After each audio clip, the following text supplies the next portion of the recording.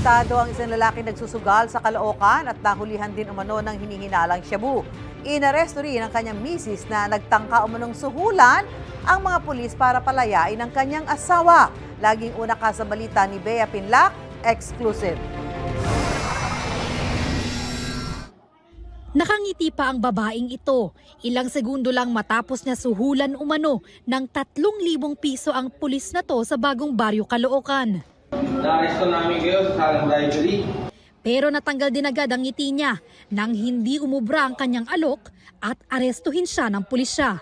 Kasama niya ang 2 pang babae na pinakawalan din kalaunan. Tinanong natin tong ating pulis at sinabi niya nga na siya ay sinusuhulan o inopera ng certain amount para sa pag-release ng tao na involved sa drugs. At ang sabi pa ito daw ay turo ng isang kamag-anak niya na nasa government din. Kung meron man pong naaresto sa paglabag sa kung anumang batas, meron po tayong tamang proseso sa pagpiyansa. Ang inarestong babae, asawa ng 33 anyos na lalaki na nauna nang naaresto matapos mahuling naglalaro ng Caracruz at makuhanan ng umano'y illegal na droga na may tinatayang halaga na 59,000 pesos. Nakakuha tayo ng 2 sachet ng hinihilalang shabu. Ito ay nasa 5 grams at yung isa naman ay nasa 1.9 grams.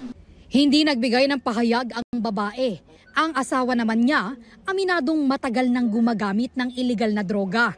Dinipensahan din niya ang ginawa umanong panunuhol ng kanyang misis. Naan lang ng katawan ko, inapahanap. No? Alam mo na asawa niya? Tinatago ko po. Natataranta po siguro siya. Gusto niya akong ilabas kaya nagawa niya po siguro. Walang inirekomendang piyansa sa mga kinahaharap ng mag-asawa. Bukod sa illegal gambling, reklamong paglabag sa Comprehensive Dangerous Drugs Act ang isinampa laban sa lalaki at corruption of public officials naman sa babae. Ito ang unang balita. Bea Pinlac para sa GMA Integrated News.